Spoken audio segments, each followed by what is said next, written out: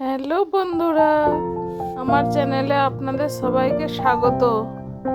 তো বন্ধুরা, আজকে একটা নতুন রেসিপি নিয়ে চলে এসেছি। সেটি হলো ফুলকপি আলু পোস্ত। তার জন্য আমি একটা গ্যাসের চুলায় হাঁড়ি বসিয়ে নিয়েছি এবং হাঁড়িতে পরিমাণ মতো সরষের তেল দিয়ে দিচ্ছি।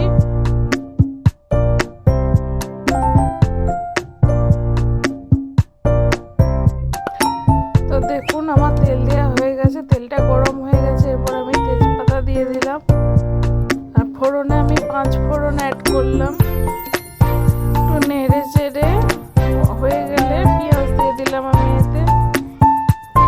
তো দেখুন, আমি পেঁয়াজ দিয়ে দিয়েছি। এরপর পেঁয়াজটাকে আমি ভালো করে নেড়ে চেড়ে একটু লাল করে নিচ্ছি।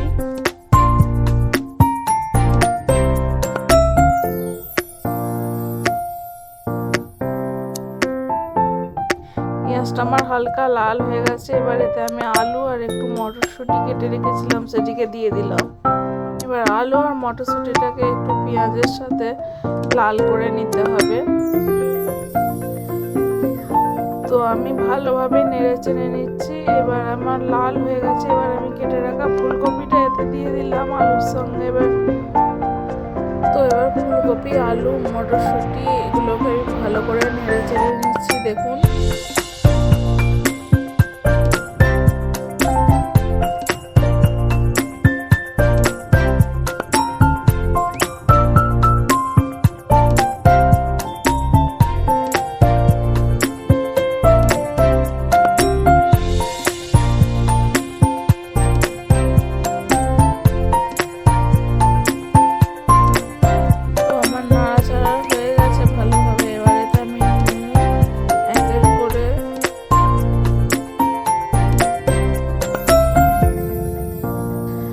লঙ্কা গুঁড়ো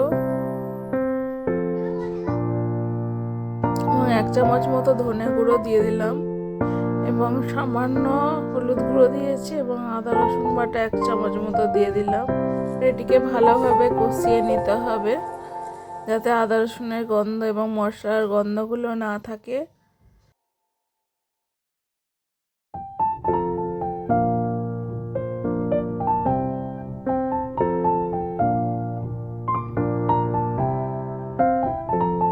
তো বন্ধুরা, দেখতে পাচ্ছেন আমার ভালোভাবে কষানো হয়ে গেছে। এবারে আমি এতে পরিমাণ মতো জল দিয়ে দেবো।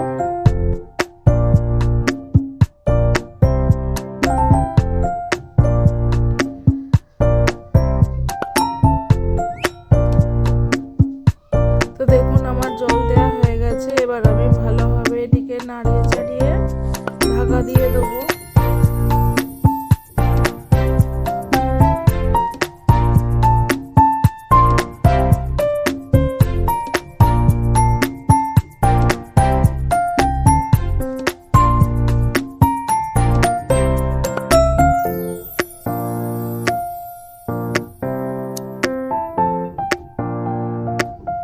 দেখুন, আমি ঢাকা দিয়ে দিলাম। তো বন্ধুরা, আমি এবার শিলনোড়ায় পোস্তটাকে নিয়ে পোস্তটাকে বেটে নিয়েছি। তো দেখুন, আমি এবার হাঁড়ির ঢাকাটা খুলে এটিকে আবার ভালোভাবে নেড়ে চেড়ে নেব।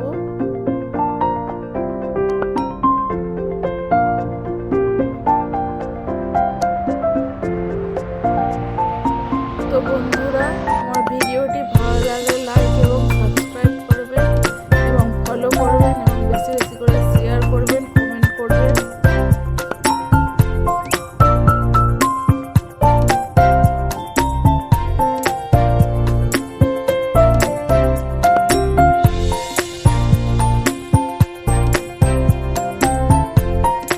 তো বন্ধুরা, আমার নাড়াচাড়া হয়ে গেছে। আমি এবার পোস্তটিকে দিয়ে নেব। দেখুন, আমি পোস্তটিকে দিয়ে দিলাম।